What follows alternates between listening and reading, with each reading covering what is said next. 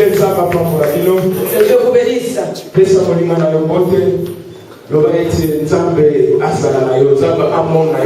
ton frère, salut ta sœur. Dieu te voit.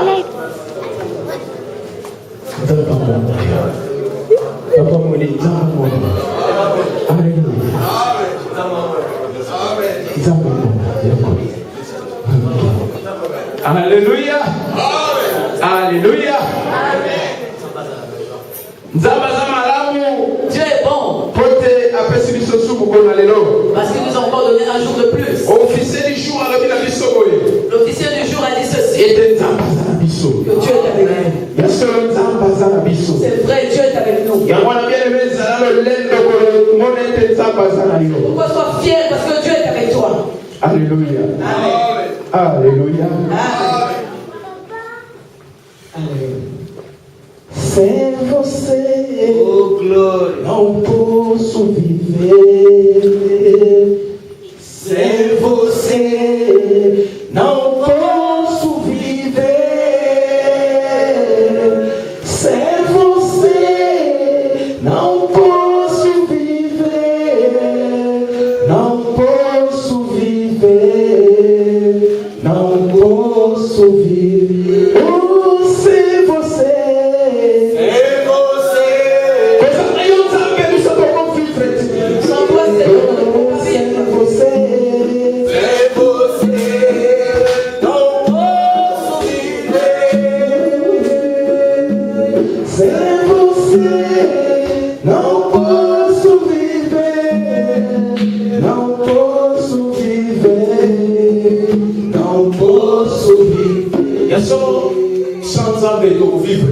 C'est vrai que sans Dieu nous ne pouvons pas vivre. Cette chanson est en portugais. Ça veut dire que sans Dieu nous ne pouvons pas vivre. Sans Dieu nous ne pouvons pas être ce que nous sommes. Amen. Ok, bien aimé dans le Seigneur. Bien aimé, nous rentrons dans la prédication du jour. Dieu de jour en jour il nous parle parce qu'il nous aime.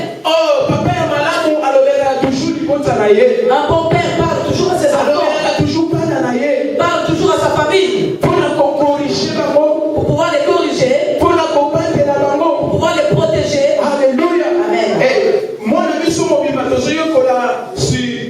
Mouvement de l'eau. Et durant tout ce mois, nous apprenons sur le mouvement de l'eau. C'est le grand thème que nous partageons. Bien aimé,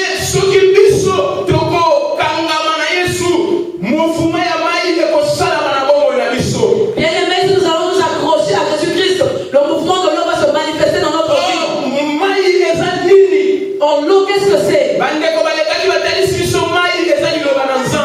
Les prédicateurs qui sont passés nous ont illustré que l'eau, c'est la parole de Dieu. Or, la parole de Dieu, c'est lui-même Dieu. Or, si moi je m'accroche à ce Dieu, quand l'eau va se mouvoir, que le monde le veuille ou pas, le changement va se faire. Le changement va se faire. Qui est d'accord, dit amen. C'est pour cette raison que nous avons vu l'illustration de cet homme qui était malade. Il était assis au bord de la piscine. Il ne voyait personne pour pouvoir le jeter dans l'eau. Parce que la Bible nous dit chaque fois que l'eau était en mouvement, chaque personne malade, si elle se jetait juste après le mouvement de l'eau, elle recevait la guérison. Quelle que soit sa maladie. Amen. On a dit ce papa, il n'avait personne pour le pousser dans l'eau. Il n'avait pas la force pour le mal. Parce que la maladie l'a tellement assailli. La maladie l'avait tellement affaibli. Il ne pouvait même pas se lever pour se jeter dans la piscine. Chaque fois qu'il voulait le faire, il y avait quelqu'un qui tombait avant lui. Or, cette eau ne bougeait pas tout le temps. C'était périodiquement. Il y avait des temps. Bien aimé. Si les personnes, et si les gens aimaient cette piscine de Bethesda, c'est parce que c'était à cet endroit qu'ils recherchaient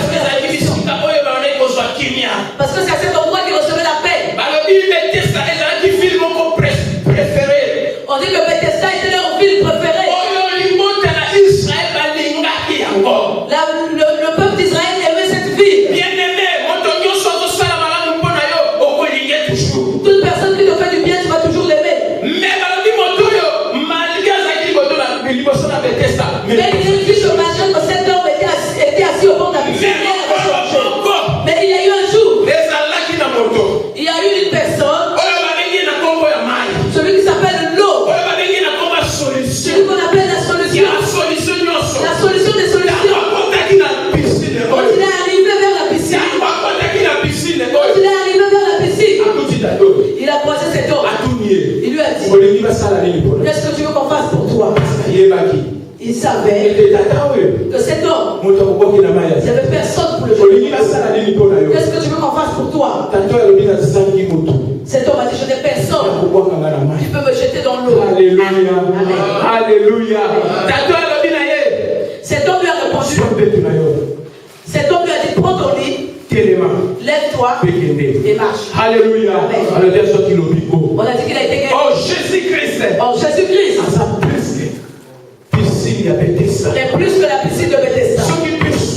Si nous allons être à côté de Jésus, nous allons nous asseoir dans sa parole. On va faire des grandes choses. Parce que la Bible dit, vous ferez des grandes choses. Des personnes même ce que moi je fais. C'est pourquoi il est important que tu puisses aimer la parole de Dieu. Que tu puisses aimer Jésus-Christ dans ta vie. C'est en ce moment que tu verras qu'il y aura des grandes choses. C'est d'accord, dis amen. Or, à cette époque, il fallait se jeter dans l'eau. Mais au moment de Jésus-Christ, il suffit que tu aies la foi.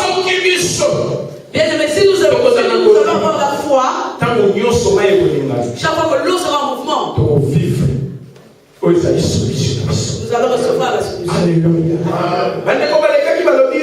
Apparition et Jésus. Ceux qui m'ont précédé ont dit que l'apparition de Jésus-Christ, l'arrivée à Jésus la piscine. l'arrivée de Jésus-Christ à la piscine, tout simplement que la solution de passation, il y a période de souche. c'était tout simplement le fait de nous montrer le passage d'une période à l'autre. De partir de la loi pour entrer dans la grâce. Ça veut dire que ça a sonné la fin de la malédiction. De rentrer dans le début, le commencement de la malédiction. C'est pourquoi il est important que nous puissions aimer ce Jésus. Personne ne peut nous aimer comme Jésus. Nos parents disent qu'ils nous aiment. Aujourd'hui, ils sont restés loin. Ils sont très loin. Jésus est avec toi.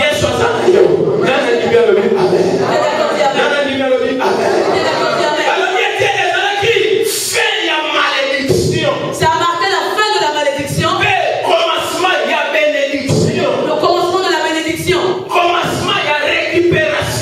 Le commencement de la récupération. Alléluia. C'est pourquoi la Bible dit, Si vous demeurez en moi, et que mes paroles demeurent en vous, demandez tout ce que vous voulez. Et vous sera accordé. Si nous allons nous attacher à ça, nous enlever de la loi, nous allons rentrer dans la grâce. Il y a beaucoup de personnes qui voulaient vivre ce temps que toi tu as vu, toi et moi. Ils n'ont pas pu le faire. Mais nous on a eu la grâce. C'est pourquoi il faut avoir la foi. Il est bon pour nous. Alléluia. Alléluia.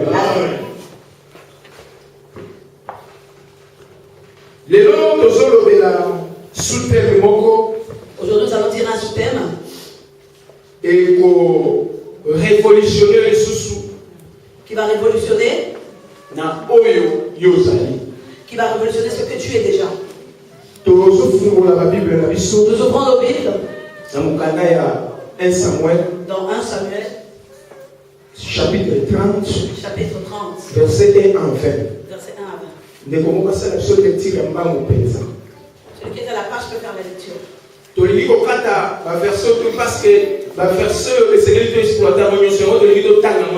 Nous voulons lire ça entièrement pour pouvoir comprendre. 1 Samuel chapitre 30. 1 Samuel chapitre 30. Verset 1 à 20. Verset 1 à 20. Ensuite la lecture. 1 Samuel chapitre 30, verset 1 à 20. Je lis au nom de Jésus. Amen. Lorsque David arriva le 3e jour à Ticlag avec ses gens, les Amalécites avaient fait une invasion dans le midi et à Silag. Ils avaient détruit et brûlé Ticlag. Après avoir fait prisonniers les femmes et tous ceux qui s'y trouvaient, petits et grands, ils n'avaient tué personne, mais ils avaient tout emmené et s'étaient remis en route. David et ses gens arrivèrent à la ville, et voici, elle était brûlée. Et leurs femmes, leurs fils et leurs filles étaient emmenés captifs. Alors David et le peuple qui était avec lui élevèrent la voix et pleurèrent jusqu'à ce qu'il n'ait plus la force de pleurer.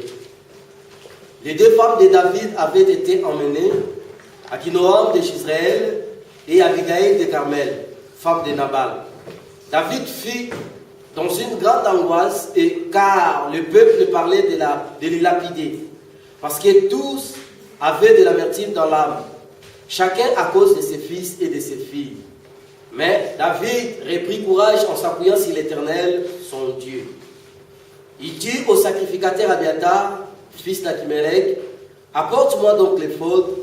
Abiatar apporta l'éphod à David.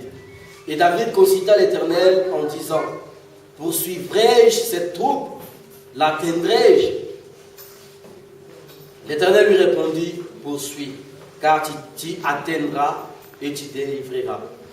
Et David se mit en marche, lui et les 600 hommes qui étaient avec lui. Ils arrivèrent au torrent de Besor, où s'arrêtèrent ceux qui restaient en arrière. David continua la poursuite avec 400 hommes. 200 hommes s'étaient arrêtés, trop fatigués pour passer les torrents de Besor. Ils trouvèrent dans le champ un homme égyptien qu'ils conduisirent auprès de David. Ils lui firent manger du pain et boire de l'eau. Ils lui donnèrent un morceau d'une masse de figues sèches et des masses de raisins secs. Après qu'il eut mangé, les forces lui revinrent, car il n'avait point pris de nourriture et point bu d'eau depuis 3 jours et 3 nuits. David lui dit, à qui es-tu et d'où es-tu? Il répondit, je suis un garçon égyptien au service d'un homme amalékite, et voilà 3 jours que mon maître m'a abandonné parce que j'étais malade. Nous avons fait une évasion dans le midi des Kérésiens, sur les territoires de Juda et au midi de Caleb, et nous avons brûlé Tzilag. David lui dit, veux-tu me faire descendre vers cette troupe? Et il répondit, jure-moi par le nom de Dieu que tu ne me tueras pas et que tu ne me livreras pas à mon maître, et je te ferai descendre vers cette troupe. Il lui servit ainsi de guide, et voici, les Amalékites étaient disséminés dans la contrée, mangeant, vivant et dansant, à cause du grand butin qu'ils avaient enlevé du pays des Philistins et du pays de Juda. David les battit depuis l'aube du jour jusqu'au soir du lendemain. Alléluia. Et aucun d'eux n'échappa, excepté 4 jeunes hommes qui montèrent sur des chameaux et s'enfuirent. David sauva tout ce que les Amalékites avaient pris et il délivra aussi ses 2 femmes. Il ne leur manqua personne, ni petit, ni grand, ni fils, ni fille, ni aucune des butins, ni rien de ce qu'on leur avait enlevé. David ramena.